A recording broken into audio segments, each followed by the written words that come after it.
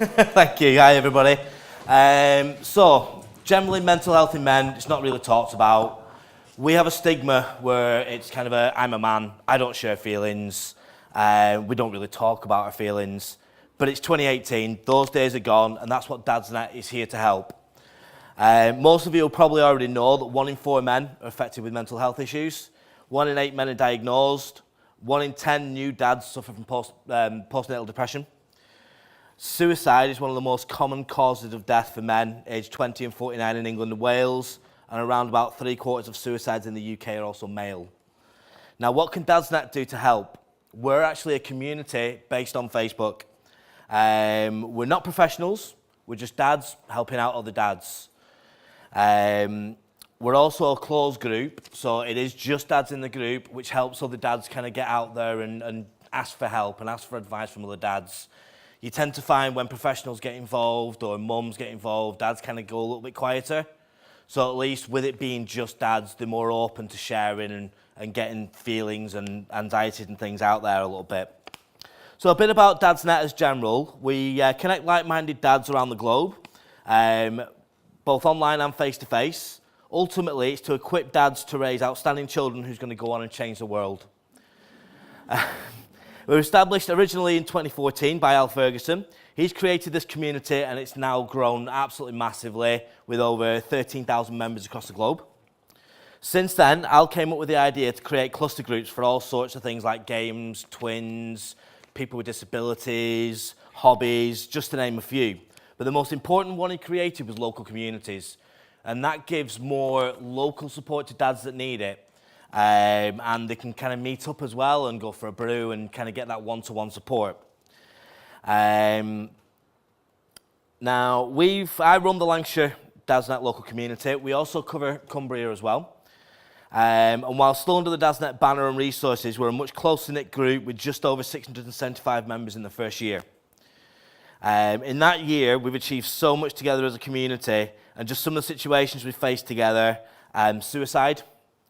It's very relevant. I mean, only last week I received a message from a young dad in his first year of being a dad.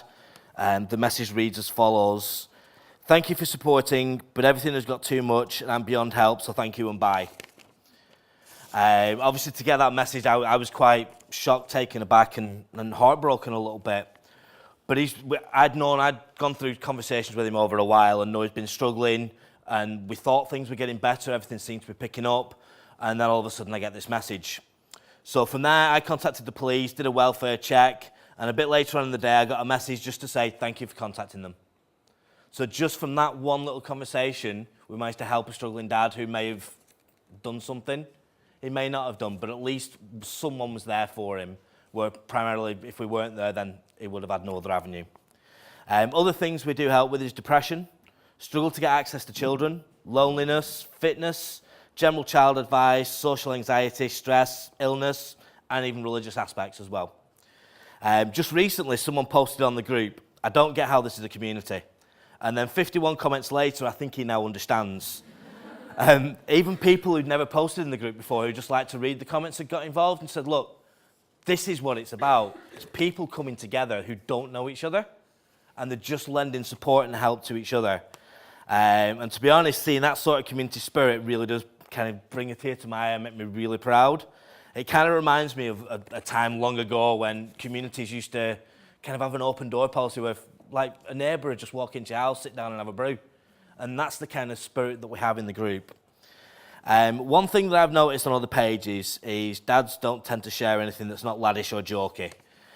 In general, it's just something they tend to go on just for a laugh or like kind of get a kick somehow. However, in our local community, I've seen heartbreak, sadness, joy, stress, general feelings just being posted by men, which is something you don't see. Yeah, those same men who probably deny ever having those thoughts, but yet shared. Someone recently posted, and it went like this: "I've been part of this group for a little over 4 months now, and just read all the posts. However, now I feel I can open up, so here goes." And then he went on to describe what he was going through at the time. And just getting that off his chest made him and his home life so much better. So this is what happened. This is the kind of thing that happens in Lancashire Dadsnet local community. Now what I'll do is I'll give you an insight into some of the other things that we have going on that helps dads interact and kind of get a little bit of support. On a Monday, we do Monday Blues Busters, where we'll post photos from the weekend, something that's made us smile, kind of helps us get through the week a little bit. Tuesday, we have a post where we call it Throwaway Tuesday, where we'll all post something we don't want or need anymore, and then someone who's in need can take it for free. So there's no charge. It's just dads helping out dads. Wednesdays, Dad Bods at the ready. We've got Kickabout in Preston, where we all just go at UClan, have a kickabout. There's no professional levels. We're all just very much big stomachs and running about a mile an hour. We're hoping to start launching some more of these across Lancashire as well, as more dads join the group and get involved.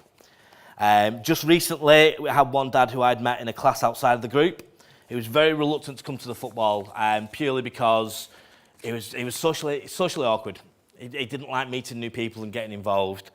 And I kind of said to him, just look, come along with me. We'll stay for the first 20 minutes, see how you get on. And he's been every other week since. So he kind of got into that thing now where he's out socialising with people. He even said to me the other week, his social life's now doubled. He's now going to dad's groups, he's going to football. So he's getting out there and he's now part of something, which is really good. Thursdays, we have Thursday Couch Reviews, which is a different film every week, very much like a book club, but just a film review. So we get a lot of new dads that will only comment on that, but at least it's getting them out there and they're talking with other people. And then Friday, we've got, it's called I've Got That Friday Feeling. It's just where dads can vent.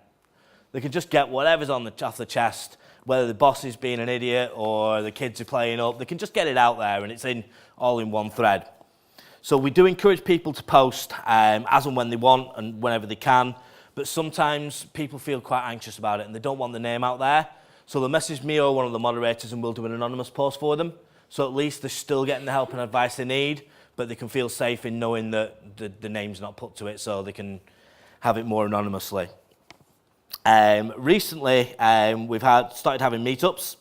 So dads can go and meet each other. We'll have a regular thing once a month, but other dads have started to arrange their own little meetups for a brew or for a drink or just to chat at a play centre. So it's going really well.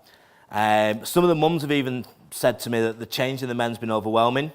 One of the dads opened up about his journey with postnatal depression.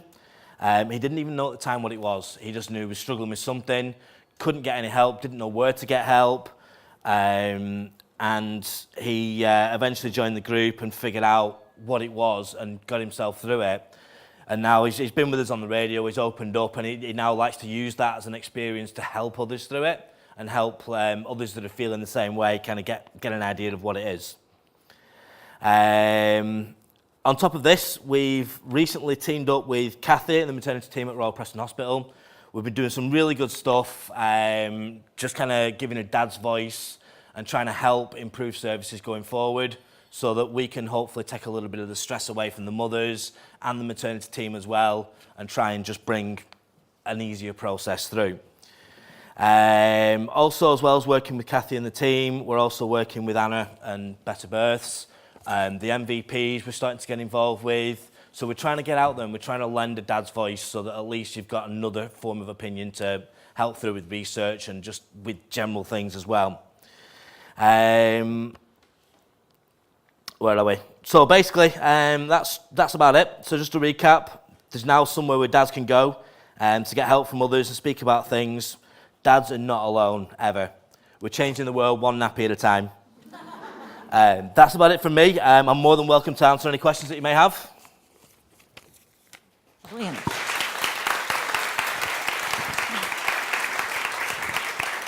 Question. One at the back. Any dads in the room want to comment? Thank you. I suppose my question is, what are the pinch points for dads through maternity journey and birth and postnatal? What do you find are either the key issues or the pinch points in that journey that dads find difficult? Probably the main thing is they feel isolated. Through a lot of research that we've done lately, is dads don't feel like they're part of the process. They feel like, and don't get me wrong, the mums are the most important people in the whole thing, but some of the dads really want to help, they really want to get involved, but they're kind of sat in the background and they never get spoken to, they never get treated, they never even get asked how they are. And I think that is probably the biggest thing that dads seem to face in the maternity process at the moment. Okay, I'll come way down. I just wanted to ask what role you thought Dadsnet could play in supporting dads to support mums? Education. The biggest thing, one of the things we're working with Kathy and the team is to develop like kind of an information leaflet to give dads an idea about what's going on, what they can expect to see, and kind of like signs that they can look out for to help the mother diagnose any early symptoms, anything like that. So at least they're more educated in the role so they can feel more comfortable in helping out. Me personally, when I went through it, I didn't have a clue. I was flying by the seat of my pants trying to help, but I was getting in the way because I didn't know where I could help and what I could do. So I was kind of just getting in the way of everyone and felt a bit useless at times. So that's what we need to do, is educate people so that they can help. Thanks. Firstly, thank you. You're the second speaker today who's brought a tear to my eye. Thank you very much. My question is, it kind of doesn't sound like the male equivalent of Mumsnet, which I like, because it sounds more intriguing. Your concept sounds different. Would you say that's right? It's not the male equivalent of Mumsnet, is it? Yeah, I mean, we try to keep things different because we want dads to interject. We want dads to get involved. We don't just want to run a group and then they can turn up if they want. We want to get them involved and actively try and get participation, whether it be through a film club or whether it be through any kind of interaction is something. It means that they've got something, because a lot of dads tend to find themselves alone, and that little one night a week where they can comment on a film review might be the only social interaction they get, but at least they're getting something now, and that's the whole point to the group, is to bring people together. Hi Graham. Hi. As a dad of 3, still under 10, if you can help me and give me some advice on how I could help out, I'd like to try and roll this out across East Lancashire, and it's just about time for me. Yeah, I mean, I have moderators that work under me as well and help a lot, so they're all spread across. But what we're trying to do is get the word out that we're here. That's the main thing, is letting dads know that there's a group there for them. So anything anyone can do is a step forward. And then once we've got the numbers and we've got the dads, we can start rolling out things like the football across East Lancashire. There are people talking about it, but there's just not enough people wanting to actually do it. So it's kind of a work in progress to get the more dads involved across not just East Lancashire, but Preston, Blackpool and Lancaster and Morecambe as well. Hiya, Graham. Thank you. You're an absolute star. So Graham and I went to our trust board last week, and Graham gave this same story to them and completely bowled the socks off with his enthusiasm. But one of the things that's useful that we can absolutely roll out across the LMS that we found really helpful is, for example, we ask a question. We're thinking of starting this up. Graham, what do you dads think about this? Graham puts it out on the Facebook page. The next day you've got 30 responses from dads. This, yes, no, try this, blah, blah, blah. It's really easy, it's really interactive. Dads are feeling they're involved in developing the service. We are delighted. And that concept, there's no reason why we just can't roll that across the LMS. It's easy and great. Thank you very much. Thank you.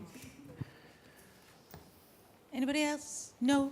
Right. Thank you very much indeed. Graham's going to be here the rest of the day. I'm hoping to. Oh, definitely here over lunch. Yeah, if anybody wants to grab him.